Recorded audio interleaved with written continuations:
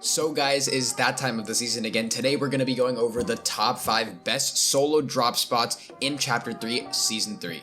Now with the launch of this new season, we have seen an entirely new biome emerge on the map, and in today's video, I'm going to be going over the top 5 drop spots from this new biome and other places on the map. You guys are definitely going to enjoy this list. It's going to go from worst to best, and I'd recommend you guys stick around for the entire video in order to check which drop spot is going to be the best. Now be sure to use code SonataYT if you guys are purchasing the battle pass or buying anything from the item shop. Let's get right into this video.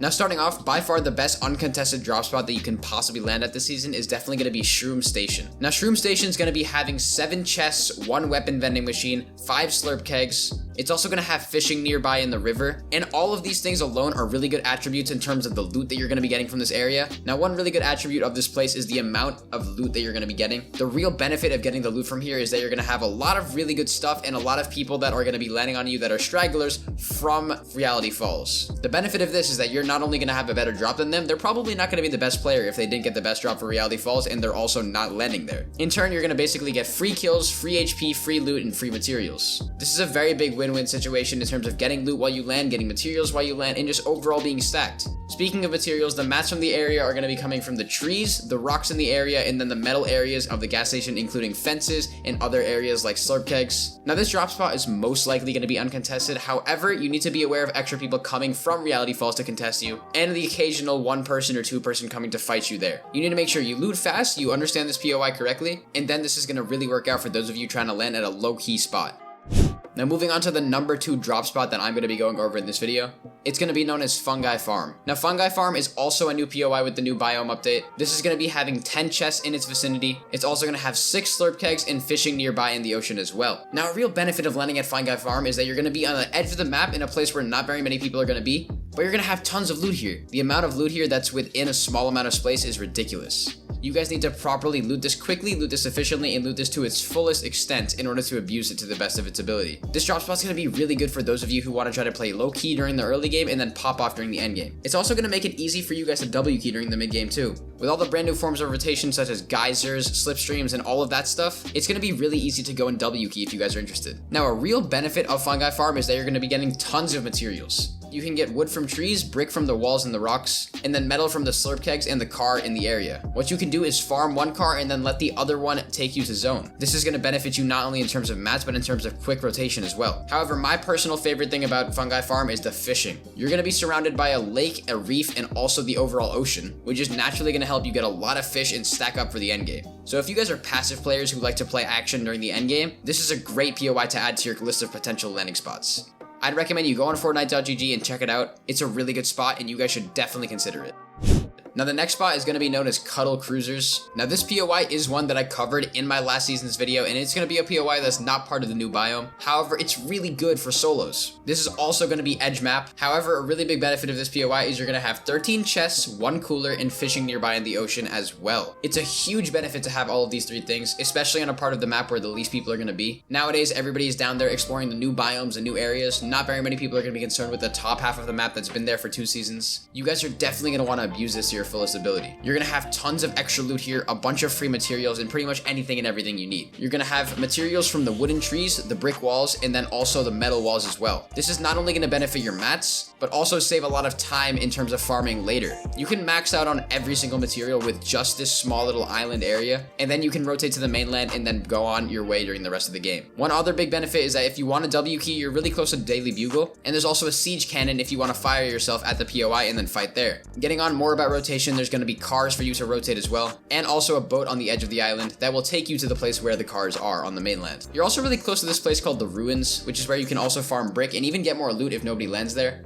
That's a really good spot if you guys are interested, but I would highly recommend you consider this drop spot if you're trying to find somewhere that's low key. Less people are going to be landing here, like I said before, and most likely this season this is going to be one of the places that has the highest risk to reward ratio for solo players. And remember, this list is specifically a solo list, so that's one thing you need to pay attention to. But overall, Cuddle Cruisers is a great drop spot that I would recommend to anybody who wants to try to play a bit passive and then W keying later in the game by rotating maybe over to Daily Bugle. Now the fourth drop spot that I'm going to be going over is the temple. I have covered the temple also in a previous video of mine. However, what makes it really good nowadays is that it's still the same, except there's a little bit more now. You're close to Daily Bugle, which is not only going to have all of the updates, such as cannons, turrets, a bunch of different mats, but there's going to be even more slurp barrels and more cars this season. The temple is going to be having 17 chests, 3 slurp barrels. You can obviously go over to the ocean and fish if you want. However, since fishing is a bit inaccessible, I'd recommend you just consider looking for more materials and getting them up quicker. There's mats from the wooden trees, brick rocks, and brick edges of the temple, and on top of that, you can get metal from the cars and barrels in the area. Not only will this help you max out on all of the mats, but what you can do effectively is rotate to Daily Bugle and pick up any loot that any stragglers forgot. That's what makes this POI so damn good. There's also going to be a car nearby for rotation if you guys want to rotate with that method, but if you don't, you can very easily rotate on foot. Using the new movement abilities, you can go up the mountain, slide down the mountain, and then you're pretty much center map. That's what makes it so good. And if you get in the car, it's most likely going to be a Lamborghini, and I'd recommend you guys use that to rotate to zone as quickly as possible. That's going to be the highest spawn rate for car, and if you get that type, it's going to really help you out with your fast rotation. A really good benefit of this drop spot as well is that you have perfect lines of sight onto Daily Bugle if you do want to try and W key a little. You can get up there, you can spray down at the enemy players in that POI, as long as you loot quickly and make sure they don't do that to you first. Overall, the temple's a great POI. I would recommend it to anybody that's trying to play a little bit more aggressive in their games, especially considering that it's going to be a bit more of a stacked POI.